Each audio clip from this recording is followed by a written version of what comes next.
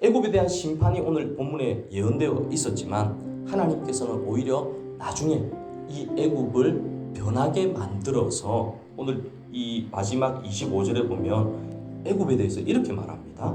이는 만군의 여호와께서 복 주시며 이르시되 내 백성 애굽이여. 맞죠? 앞에 말하고 또 다르죠.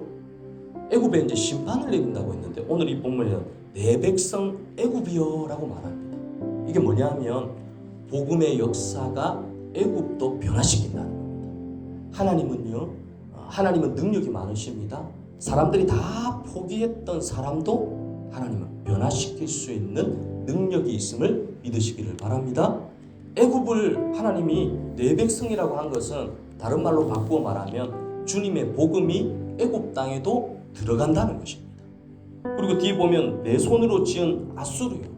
앞에는 아수르에 대한 심판을 예언했는데 오늘 보세요. 내 손으로 지은 아수르라는 말은 하나님은 끊임없이 구원의 손을 내민다는 거예요. 마지막 순간까지도 구원의 손을 내미는데 그 손을 잡지 못한 것 때문에 결국에는 심판으로 끝나는 것입니다.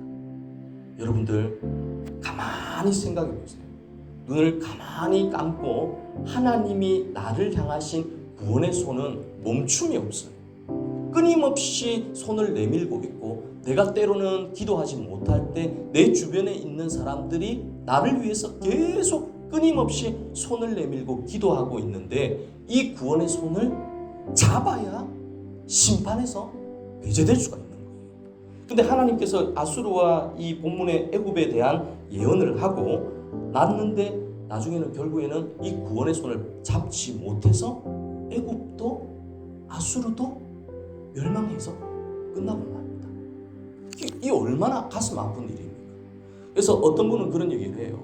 하나님이 언제 내게 구원의 손을 내밀었냐? 눈이 둔하고 귀가 닫히니까 그걸 보지를 못하는 거예요. 하나님의 심판의 메시지가 이 애굽과 아수르 가운데 너무나 적나라하게 얘기해요. 그렇게 했다가는 하나님의 큰 심판이 어떻게 임할까를 구체적으로 이사야를 통해서 얘기가 들려졌음에도 불구하고 그들은 회개하지 않았다는 것입니다. 여러분, 기독교의 신앙은 회개신앙입니다. 하나님 앞에 나와서 내가 죄인이고 하나님의 손에 의해서 구원받는다는 게 신앙 고백입니다. 사랑하는 성도님들, 오늘 이 새벽을 깨며 오신 여러분들, 오늘도 구원의 손을 내미시는 하나님의 손을 잡을 수 있기를 간절히 바랍니다.